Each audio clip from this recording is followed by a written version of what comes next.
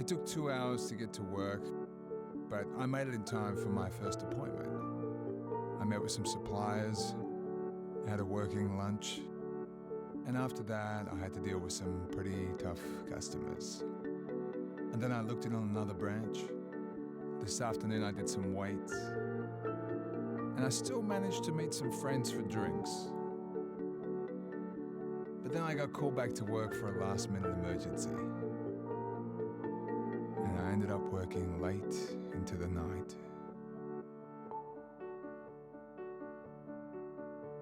To make this an ordinary day takes extraordinary effort. Our doctors and nurses can't do it alone.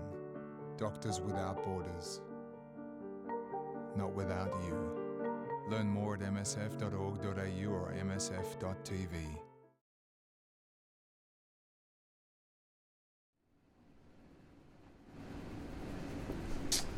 Hello everyone, welcome to tonight's recruitment webinar with Médecins Sans Frontières Sydney team here in Australia.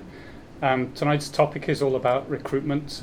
If you want to work with Médecins Sans Frontières or you're interested in working overseas and like to know more about what it means to work with us and particularly what we're looking for, tonight's the night for you. We're going to spend the next 30 minutes talking specifically about how can you get engaged working with us overseas, and to help us in that discussion we have two fabulous colleagues alongside me tonight. These are two very experienced field workers who both also have experience of working in our office here in Sydney. To my immediate left is Belén Caminoa. Belén has a lot of experience. She's a pediatrician. She's worked in many different field assignments overseas with us, including Niger, Haiti, Congo, Central African Republic, Iraq, Syria and South Sudan. So welcome, Belén. And we have Michel Gertz. He's worked also significantly overseas in a number of different missions, including Papua New Guinea, Myanmar, Sierra Leone. And so we have two very well qualified companions to help us through the discussion tonight.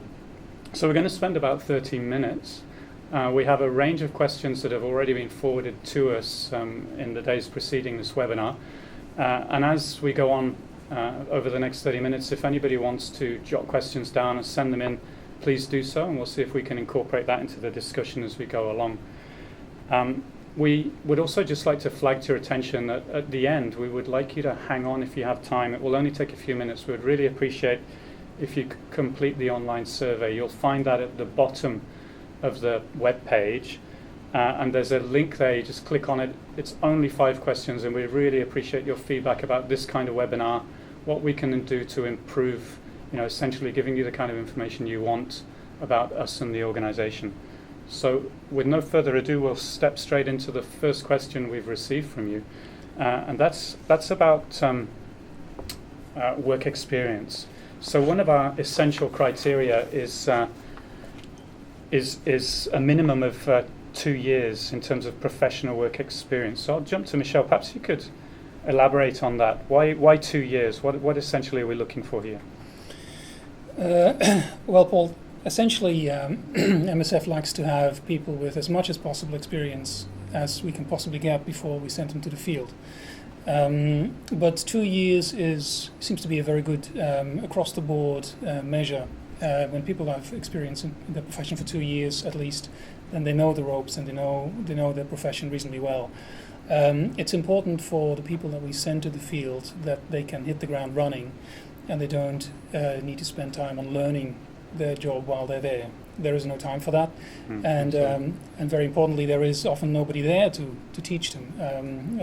In fact, they are often the people who teach the national staff about the technicalities of the job. So 2 years is across the board and is really what we need. Okay, thanks, that's clear. And Belén, to get things rolling with you, I mean, you've worked in a lot of different places, and one of our essential criteria is we really look for people with work and travel experience overseas, particularly in the developing world or more remote parts of Australia. Can you elaborate on why that's the criteria we look for in people? Yeah, you know that MSF work in developing countries. So in our case, as a doctor, we did our studies and we were used to work in the hospital with a lot of needs, but also with a lot of resources. No? So now we need to adapt all this to the new context, and it's not always so easy. So if they can have in advance previous experience working in the remote or rural areas or working with the indigent communities, this will help them a lot, at least at the beginning in this new project. Okay, and we don't only look obviously for medical practitioners. Michelle, you've worked in several positions, such as managing people, managing logistics.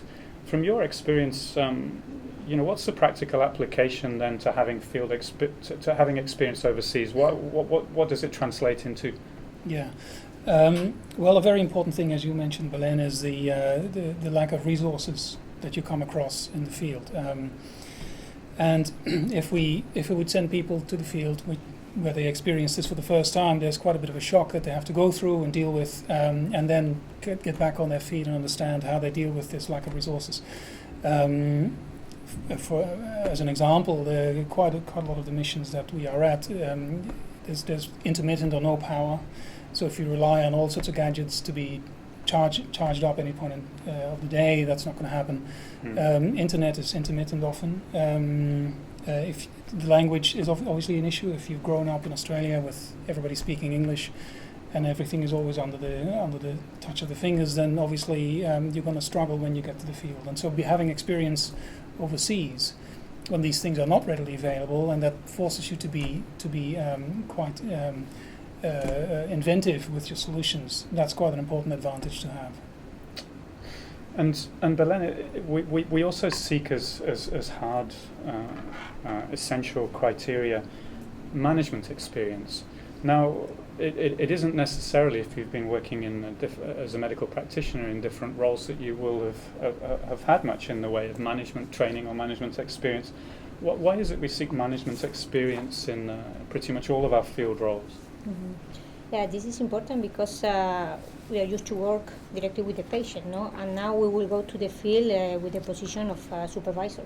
So we will spend most of the time overseeing and training people instead of doing hands-on work by ourselves. No? So this is a change, and if they have in advance experience coaching and training and teaching people, this will also help them to work in this position now.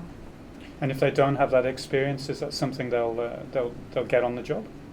No, you can learn everything. Yeah, so MSF is definitely a learning environment. So essential criteria is also something that we've built, Michelle? Is it something that we... It's something that we build in the field. You mean the criteria, the essential criteria? No, we build these kinds of experiences through working in the field. Yeah, for sure. I mean, look, when somebody goes to the field, they actually are exposed to coming up with all sorts of inventive ways of getting around things and how to train people and how to manage people. It's definitely something that happens on the job. But we need people to have the experience in advance so that they can actually, as I said before, hit the ground running. And we also require minimum periods of availability. So perhaps, Michelle, you can talk to that. Yeah. 9 to 12 months, it seems like quite a long time. What's the background to that, and what does it literally mean? Effectively, almost everybody needs to be available for at least 9 to 12 months, and that is simply because most of the missions that we have, most of the placements are for 9 to 12 months. And it's a bit of a compromise between having it for a length of time that people can actually effectively manage, so it doesn't run them dry too quickly. They can still manage a life from the place where they come from, but also having a placement that is as long as possible, which is beneficial for the field. The project doesn't necessarily like to change roles very quickly because it is difficult for the people who stay there. They need to adjust to a new person. There's always some sort of an adjustment time where everybody, regardless of their experience, needs to get their feel of the project. And importantly, the national staff that we work with in the project, they have to deal with a new person every year. Which is already quite challenging. If they have to do that every 3 months, they would probably go insane very quickly. The requirement of 9 to 12 months it applies to most profiles. There is an exception for people who are anaesthetists or surgeons or gynecologists. For them, we require an availability of 6 weeks, and that simply is because they are on call 24/7. They have a very hard roster and hard routine in the field, and we want to prevent them specifically for that reason to burn out before the time is up. So there are exceptions, but for very specific roles. Very specific ones, yeah. And it's been raised as a question as well that we ask for a lot of flexibility, flexible dates to depart, flexible dates to return. Yes. Can you talk to that? It's actually quite a difficult requirement for field workers because it doesn't give them a lot of certainty about when their mission starts and when it stops. It's simply something that's a result of the realities in the field. Sometimes a project cannot manage to receive a new field worker at the time they thought they could, so they need to delay the commencement of the role by 1 week, 2 weeks. And the same goes for the end period. The situation on the ground changes quite often. Sometimes people have to leave earlier because they for all sorts of personal reasons or professional reasons. So being flexible is really the only answer to that reality. People have to understand that they may not immediately get to the field or come back from the field when they plan it. Right. And so, Belen, this comes up a lot. I mean, obviously you're working in a fairly close environment with a team of people that I guess you don't know before you go away. So you're living with these people, working with these people, spending your downtime, your Sundays. So we require in our criteria this statement about ability to work and live with a diverse group of professionals. Can you talk to that from your experience? What are we actually trying to say here? Yeah, I think that this is a big challenge now, because depending of the context or the situation in the project, we can be maybe 4 or 5 experts, but we can be also 10, 20 or 50 like in Haiti during the earthquake, and 50 people in the same house 24 hours a day working and living together, and we are different people from different countries with different cultures, with different language. So some days, the good ones, it's easy to come back and to share with everybody, but then the not very good ones, sometimes you need to be with yourself, no? And it's not so easy to find this space. But I think anyway that is a very positive experience. And Michelle, you've had, of course, the same experiences or similar experiences. Is that something that you've brought back into your role in recruitment? Because you've also worked here recruiting people. And what do you look for? Yeah. Well, as you said, I went, just like anybody else, I believe, through the same sort of roller coaster when it comes to field teams. My first experience was very harrowing for all sorts of reasons. The people had their own agendas, and sometimes things just don't click between people. It's not something you can control necessarily. On the other hand, I've gone back to the field and had some really great experiences with teams that really worked well together and that I also fit in with very, very well. So you cannot really predict what's going to happen in that sense, but that's why it's also very important that when I look for somebody who wants to become a field worker, I look for largely for their degree of tolerance, and that is a very important thing. Everybody has different habits and different opinions, and that's all good. But if you have a very narrow band of tolerance, you will be challenged quite a lot, and as a result of that, you will also be challenging to other people in the team. So tolerance is a very important thing that we look for. That segues or leads right into the next criteria, I think, which goes to tolerance. And we talk about flexibility, adaptability, and then a willingness to work in potentially unstable environments.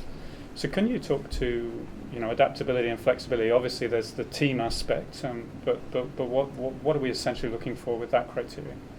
Well, essentially, MSF works in environments and contexts that are highly volatile, typically. Especially if it's in a context that's not stable, then the situation on the ground can change rapidly from 1 hour to another, or from day to day. But even then, because we are responding to the needs of the people that we help, our patients and beneficiaries, whatever they need or whatever it is that works best in addressing their needs is what we do, and that's why it can change quite rapidly and quite significantly. Essentially, it gets difficult when people go to the field with a certain set of expectations, because the chances are that at least some of those expectations are not going to be met, simply because it may all be on paper there before you go, but when you are there, when you're in the field, things may change or may have changed, and you may have to deal with that reality. Wow, so the criteria building. Yes. The last part of that, perhaps I'll turn to Belen. When we talk about unstable environments, and there perhaps I'll explain briefly what we mean by unstable environments. Around MSF, currently around the world, I guess we have around 350 projects. So we're looking at a range of around 70 different countries. And we would estimate that about half of those countries are in what we would consider to be unstable environments. Now that's a spectrum of different things. It doesn't mean that all of those countries are in acute states of open conflict, although there are certainly countries like that. So open conflicts would be countries like Syria currently, clearly with a state of open conflict, or the Democratic Republic of Congo, so highly insecure and highly volatile contexts to be working in, and then we have contexts that we would consider are unstable. Those can be the kind of chronic conflicts where you have a range of insecurities, but there's no clear front lines. You may be exposed to different insecurities or different areas. Some areas that are somewhat stable, other areas that are insecure or simply unsafe. And then there are countries that are more post-conflict. Where you still have a lot of tension, political instability, are still considered unsafe and not places you would normally travel to for tourism, and you can be exposed to a range of risks, and in some cases perhaps it's harder to be prepared for because it may not be so visible, and those could be countries like Angola or Ivory Coast, Cote d'Ivoire, or Chechnya even, or Tajikistan in Central Asia. So turning to you, Belen, what does it essentially demand of someone then? What is this criteria about being willing and able to work in an unstable context? What are we looking for then in people, and why is that important? Yeah, it's important because it's part of MSF's chart, no? That we assist population in danger, regardless who they are, where they are. No? So we ask that the people who join us, that they accept and they follow these principles, and that they are also ready for this flexibility. The needs are changing all the time, and so where a New Zealander or an Australian will be sent, also will change because we will follow the needs. Yeah, sure. So and this is very important that they understand. This is something that it doesn't change. At least that maybe half of the context that we work have this. Some level of instability, and I think it's important for the new potential field worker that they are aware of this. Sure. Then I guess for you, Michelle, is there a way to prepare for this? Is this something to simply be aware of? Is there something that helps? At least before you end up working in these kinds of unstable environments, that would be helpful for people to hear from your experience? Well, what a lot of people do, and what I've done so far is, I guess, what comes naturally, which is you do some research. There's plenty of stuff available on the web. If you look through all the hype around certain that exists around certain areas, I think you can get a decent picture of what happens on the ground. But more importantly, before we send somebody to the field, there's quite a significant amount of information that's forwarded to the candidate who has been matched for a particular position in an unstable environment. Plus, there is a detailed briefing at one or two offices before you actually get to the field. So you will be hitting the ground there fairly well informed. And that's just about as well as we can do it. The other thing to do clearly is to ask yourself whether you are willing and able to deal with those sort of circumstances, and make sure you deal with it you agree it with your family and friends. You have to manage that as well. It's not just something that you can ignore when you go to the field to some of those environments. Yeah, that sounds like a really important point. About family and friends. And then to jump to a completely different question. A lot of people raise the question about computer skills. So we also have that as an essential criteria. So everybody is expected to be a bit computer savvy. How important is that? What are we expecting from people, and why is that an essential criteria? I guess when you go to the field as a field worker, you're primarily a manager of people and a manager of activities, and in order to do that properly, you will need to use the resources that are available to you, and IT resources are a normal part of that. We don't expect people to be complete IT gurus, but we want them to be able to deal with normal office type applications. If you have some experience with some more in-depth computer programs like databases, that'd be great, so that you don't balk when you see it in the field. But generally, people have to be able to write, for instance, job evaluations. Everybody who works for you in the field, you're a supervisor to people, you need to evaluate them. And that's a simple, well, it's not really that much of a simple task, but the writing an evaluation, it shouldn't give you much trouble. Finance people work with specific finance or accounting software, which is rather simple, but they still have to be able to work with it. Logisticians, they work with their own specific software. HR managers work with HR software. So there are some specific packages that you will learn before you go to the field. And then, the rest is just office stuff that you need as a manager, essentially. Okay, very clear, thanks. The last question that was put forward before the webinar was about the principles of the organisation, and we are a very principled organisation, and we stand for the principles of impartiality, neutrality, and independence. So perhaps I could come to you, Belen, and ask you, why are these principles important, and from your experience, what difference does it make? So what are we looking for when we're saying that as an essential criteria we want people to live up to a set of principles in the organisation? Mm-hmm. Yeah, this is a very, very important point, no? Because as you know, MSF work independently of any political or military or religious agenda, no? With total neutrality, and the objective is to provide impartial care to everybody, depending on the needs. No? So, in my case, in my experience, in context with the security, it was complex with high levels like Syria or Iraq. Yeah. To follow these principles of neutrality and impartiality was really help it to keep us safe. No? Sure. And people need to know that we are there to treat them and to help them for whatever that they need, and we don't mind where they come from or where they go. So I think that keep these principles, and also to keep a neutral area, a neutral place to work is a priority, and it's essential to be able to work in this kind of context. Yeah, I think that's quite clear. I think it's clearly something that people will probably want to explore more. The question of our principles, what we stand for as an organisation. It's quite hard to answer to in a few minutes in a webinar. So if you are interested, please dig in to our principles. There's a November webinar that we conducted, which was titled Aid Without Agenda, and it was really focusing around the principles of the organisation and what our principles stand for. So perhaps I'd direct everyone to that. We've had questions come in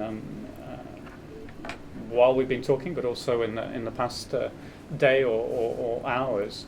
So I want to make sure we save a bit of time for those. And the first one's from Candy, and she's asking a question about the relevance of NGO experience, because it seems we and most NGOs seek people who already have NGO experience, overseas experience, and yet if you don't have overseas experience, how do you get it if NGOs seek people who already have it? So it's a kind of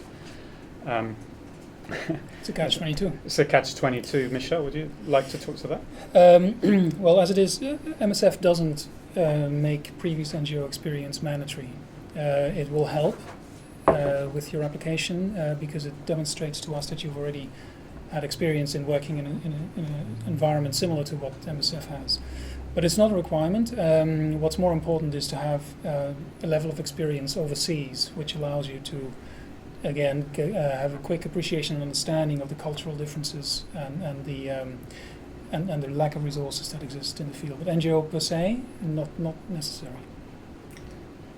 Okay, and we have an instant response from Shona, who's raising the point that, you know, having heard all of these criteria, it seems like, you know, an awful lot of experience is required, and to have that kind of experience, you'd be quite late on in your career. Are we looking particularly then for more mature people? I mean, is MSF full of new young recruits, or? Yeah, absolutely. Look, mature, it's not necessarily old. I think if you have a certain level of maturity at a younger age, that's certainly helpful for us. But no, really what we're looking for is 2 years professional experience. And once you've done that, we deem you experienced enough in terms of your professional work to work effectively with us. So I would certainly not say that we're particularly aiming to get older people or people that are much further in their career.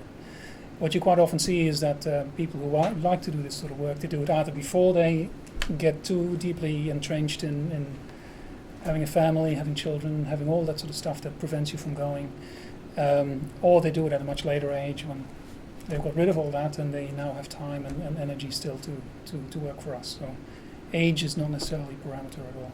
Okay. And a couple of questions that are related, one from Champa and one from Nina. Nina's asking, and Belen, you can answer to this, you know, how much choice do you have? Can you basically decide where you want to go, or do we decide that in the organisation? And Champa is saying, and you know, how important then is language? And are you matched to countries depending on what languages you speak? What would you say? And to choose the countries is you cannot, and also it's really not possible that you know in advance where do you want to go. No, it's it's already a challenge. No, and you will do the good project in the country that you are sent, depending on your effort and your energy. No, and the language, of course, if you can speak English and French or Spanish, it will help a lot. But then it's not. You need to know this one to communicate with them. But on the field, you will have a lot of dialects, so you will also work with people, and you will learn a lot of new other languages. Yeah. So just to be clear, Michelle, then we choose where people go, at least on their first mission. Is that right? That is correct. Essentially, we choose based on what the needs are of the field. So we provide people to areas where there is a certain need for a certain profile at a certain time, and we look for the people who are available at that time, who have that profile and that skill set. And it's as simple as that. So we cannot predict the outcome. The matching process happens the time within the matching process happens is quite short, so we cannot predict quite very long in advance which roles will be available. It really is all needs-based, and if people don't speak a language that they need in the field, then obviously they don't go there. There are English and French and also some Spanish-speaking missions. We will only send people, obviously, who master those languages. And is it your experience that people go back after the first mission? Is that what we're looking for? Is that? It's a mixed bag.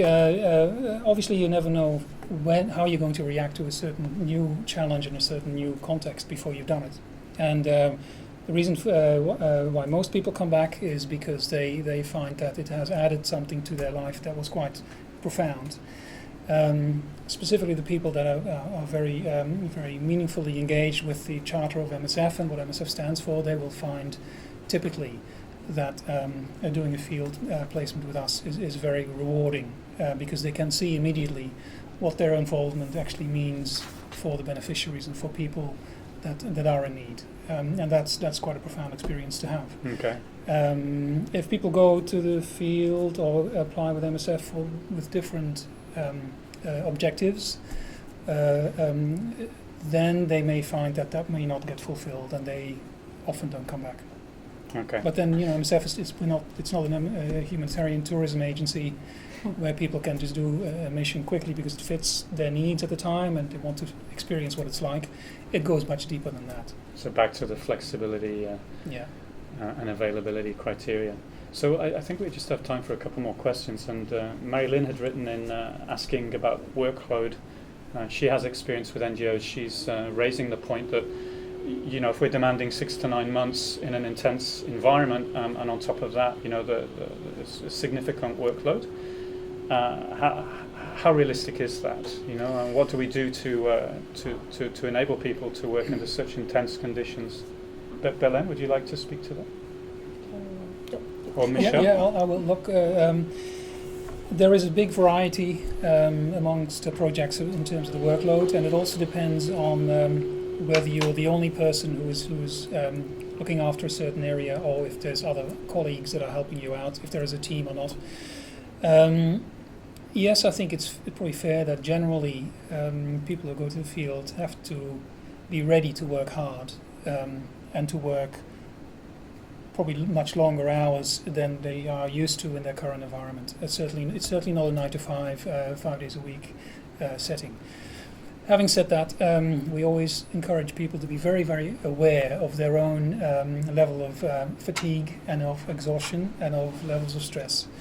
And whenever people feel the need, or we see that people need rest R&R or being taken away out of the context for a little while, we certainly will do that. So we won't run people dry completely when they're in the field. But there is also a certain level of responsibility to raise your hand and to notice for yourself when you're being pushed too far.